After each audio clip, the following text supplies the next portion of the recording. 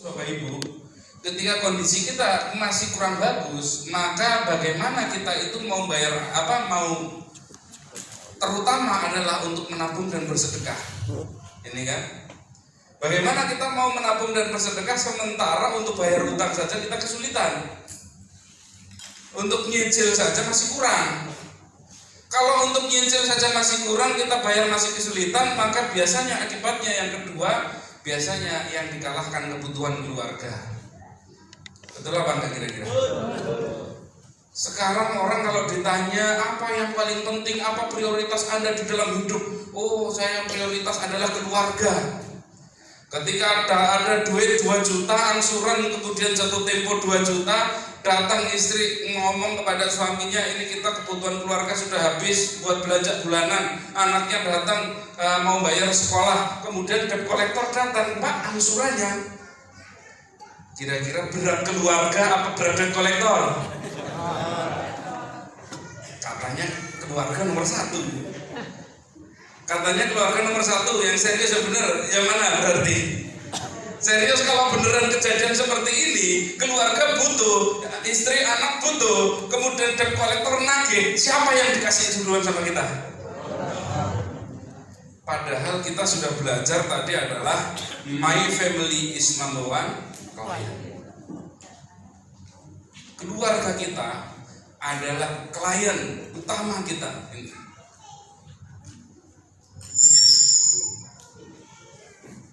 Ini ya. Next.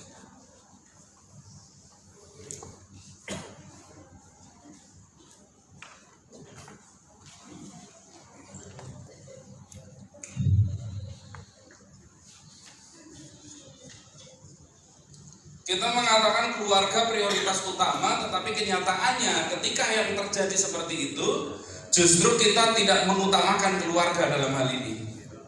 Berarti kita menyalahi prinsip.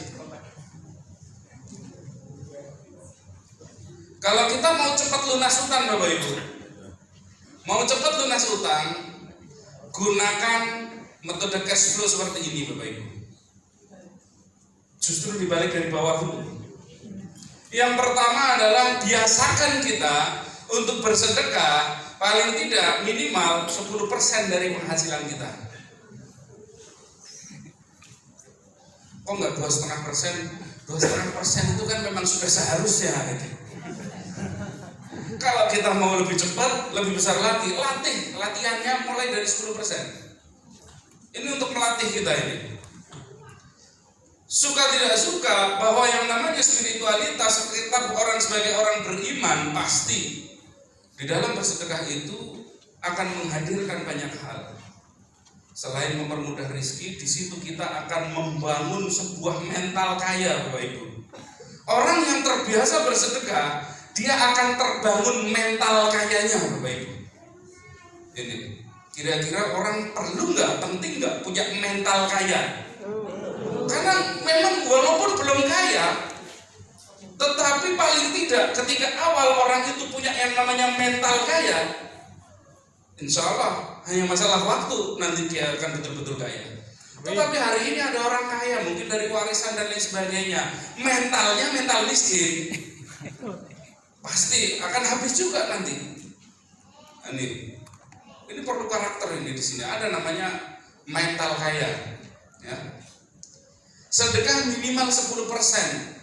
Bapak Ibu kalau nanti sudah merasakan bahwa yang namanya sedekah itu menjadi sebuah habit, kebiasaan setiap hari, kalau nggak sedekah ini nggak enak ini.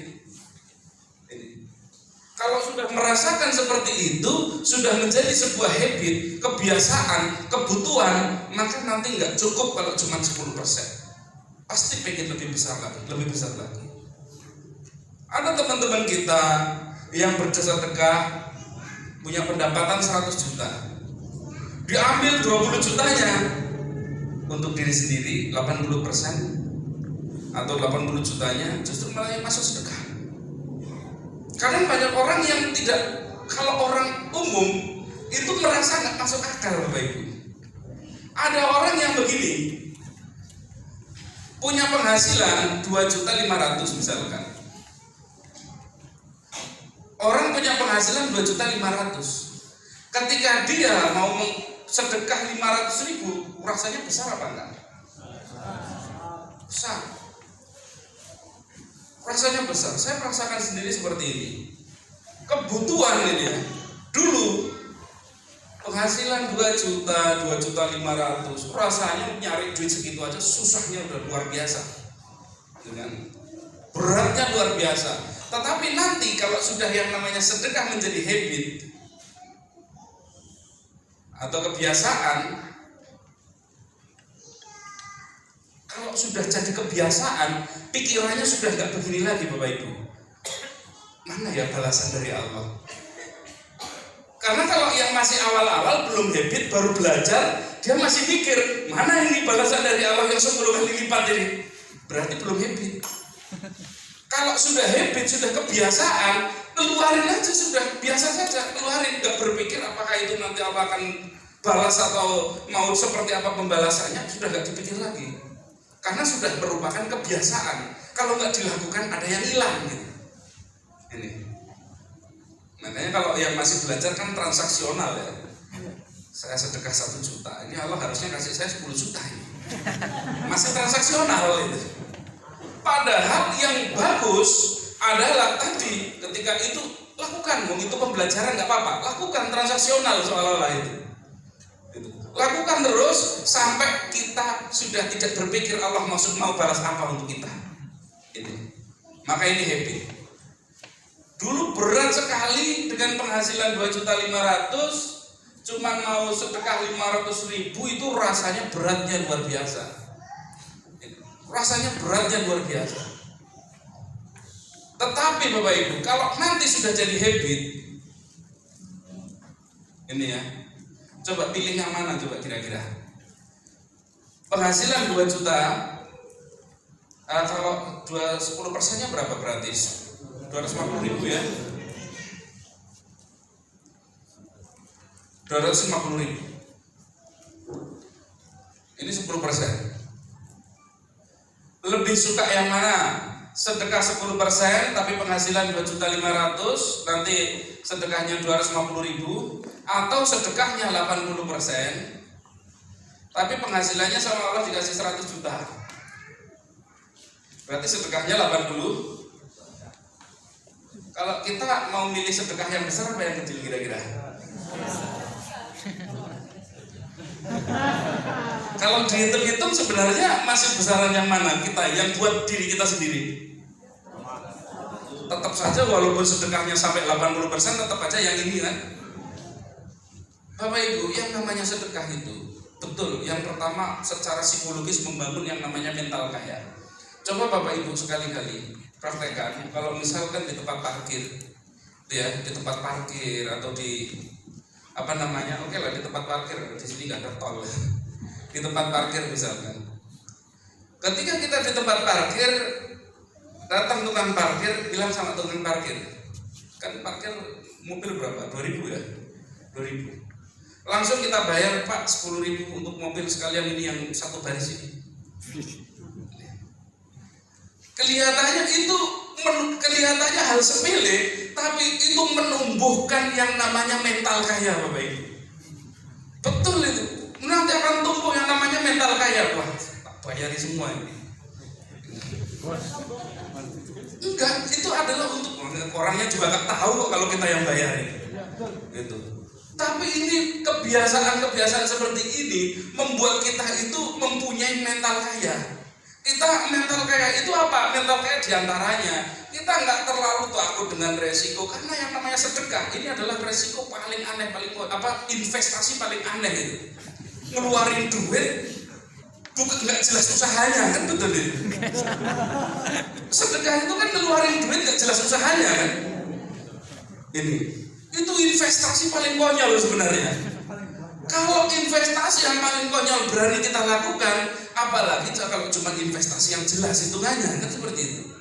Ini adalah investasi paling konyol. Saya kadang nggak enak juga. Apa namanya? Ilustrasi saja ya. Yang kami lakukan sendiri, ketika saya sampaikan ke teman-teman sedekah minimal 10%, Saya praktekkan Bapak Ibu, saya praktekkan 10% naik 20% naik 30% sampai akhirnya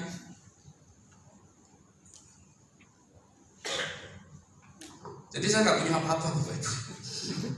Karena 90% habis buat sedekah. Ini nggak masalah.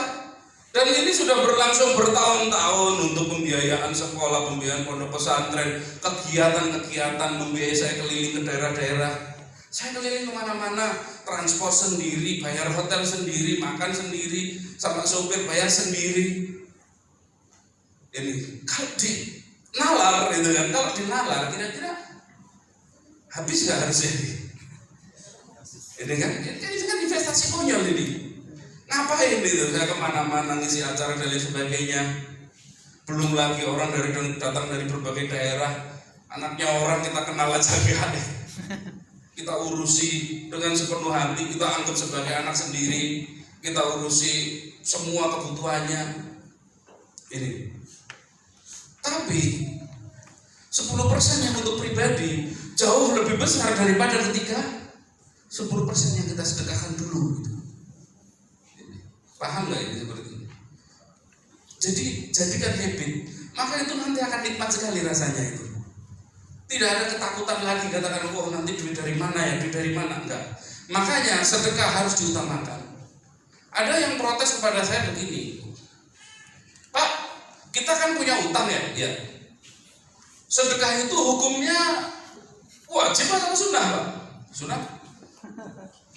Loh, tapi kan bayar utang hukumnya apa? Wajib. Harusnya bayar utang dulu Pak, bukan sedekah. Betul apa enggak? Oh, ini orang pernah mondok ini. Pernah mondok di pesantren. Saya kasih tahu sama dia, Mas, kamu tahu nggak wudu itu? Untuk orang pesantren juga. Kamu tahu nggak wudu itu batas sucinya itu air sampai mana? Menurut hukum fikih. Oh, menurut hukum fikih ya cuma sampai siku. Tapi betulkah kalau kita wudu cuma persis sampai siku persis? Ya enggak, dilebihkan. Di dalam kitab fikih semuanya dilebihkan. Memangnya melebihkannya itu wajib apa sunnah? Sunnah. Terus kenapa harus dilebihkan kok tiba-tiba di dalam kitab fikih menjadi wajib? Karena terpenuhinya air ini sampai ke siku itu hanya apa? Itu dipastikan bahwa yang namanya siku ini basah adalah kalau sampai dilebihkan di sini untuk memastikan. Jadi kesempurnaan yang wajib hanya bisa dicapai kalau yang sunnah dilakukan, maka yang sunnah menjadi wajib. Paham nggak maksudnya? Amalan sunnah yang kalau itu dilakukan menyempurnakan yang wajib, maka yang sunnah naik kedudukannya menjadi wajib. Nah, terus maksudnya apa di sini? Maksudnya di sini ketika kita membangun prioritas pertama adalah sedekah minimal 10%, di situ kita sedang ketuk pintu langit. Semoga apa? Ini adalah sebagai ikhtiar, betul sedekah memang adalah sunnah, tetapi ini adalah ikhtiar kita untuk apa? Agar Allah menurunkan rahmatnya, sehingga apa? Sehingga Allah itu memberikan banyak kita limpahan rezeki dan kita cepat lunas hutang. Jadi sedekah ini dalam tujuan biar kita cepat lunas hutang. Lunas hutangnya wajib. Terus kalau terus kemudian dikembalikan lagi, berarti kalau orang punya hutang nggak boleh sedekah dong. Kenapa? Kalau dilihatnya harus yang wajib.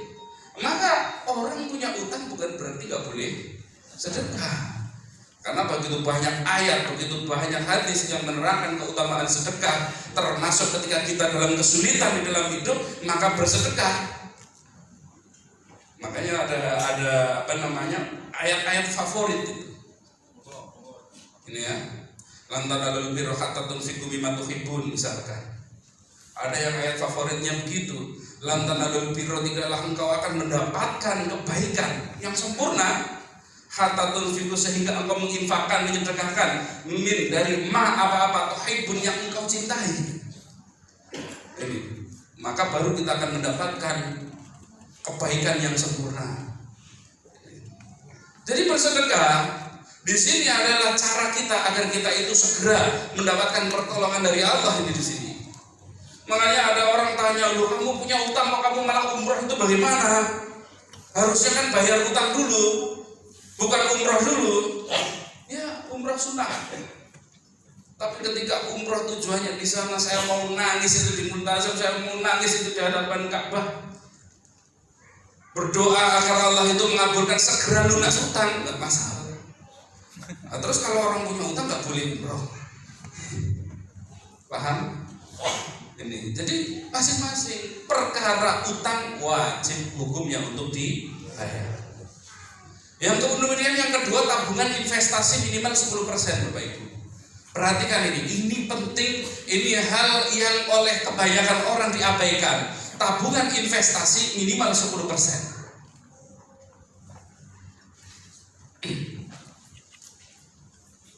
Kebanyakan teman-teman yang punya utang nggak punya tabungan. Ya, betul. Betul apa tidak? Betul. Saya tanya Bapak Ibu, ada kapal pesiar besar.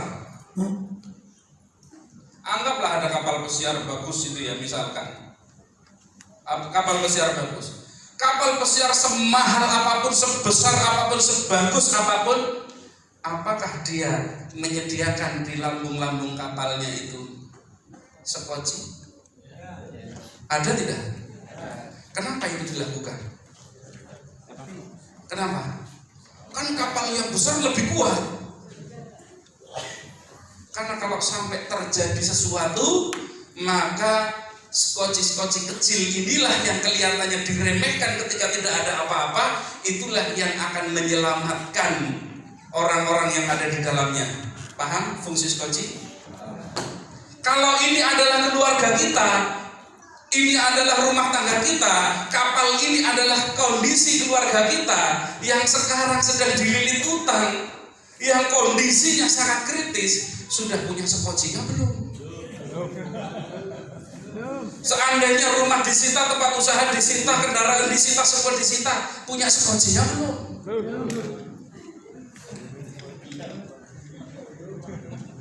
Serius ini ya, perhatikan. Maka kita perlu membangun skoci, yaitu tabungan. Yang tabungannya di sini disebut tabungan investasi, yang tidak boleh dibeli, tidak boleh diambil untuk beli HP, untuk beli apa yang nggak jelas, tidak boleh, karena ini adalah skoci. Ini adalah skoci yang wajib kita bangun, kita bikin ini. Sehingga kalau seandainya kapal utama kita hancur, kita masih selamat ini satu keluarga. Rumah disita, semua disita, masih tersisa tabungan. Walaupun mungkin cuma 50 juta, tapi setelah semuanya disita habis, 50 juta masih ada. Itu skoci yang menyelamatkan keluarga. Bayangkan kalau nggak ada sama sekali, mau jadi gelandangan di mana itu. Ini yang pertama. Fungsi dari tabungan investasi. Kalau terjadi hal yang paling buruk, dia bisa berperan. Maka tabungan wajib punya. Tabungan wajib punya. Yang kedua, ini tabungan wajib punya ini. Yang kedua fungsinya, katakanlah kondisinya nggak begitu buruk, maka tabungan investasi boleh digunakan adalah untuk hal-hal yang produktif. Ini saran saya adalah tabungan investasi ketika digunakan untuk hal yang produktif, pisahkan dari usaha yang sebelumnya. Karena kalau dimasukkan ke usaha yang sebelumnya biasanya itu ambles. Jadi dipisahkan sendiri. Jadi bangun rumah lagi, bangun katakanlah usaha lagi dan lain sebagainya terpisah. Itu kalau kondisinya seperti itu. Tapi belum sempat mikir itu. Kalau belum sempat, simpen saja. Simpen saja. Maka tabungan ini harus ada. Tabungan investasi harus ada. Yang ketiga baru untuk kebutuhan keluarga.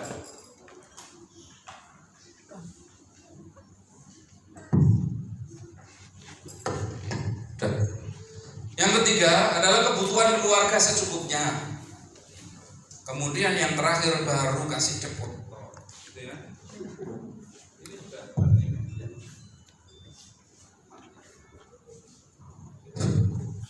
Baru yang keempat itu untuk bayar angsuran kalau ada.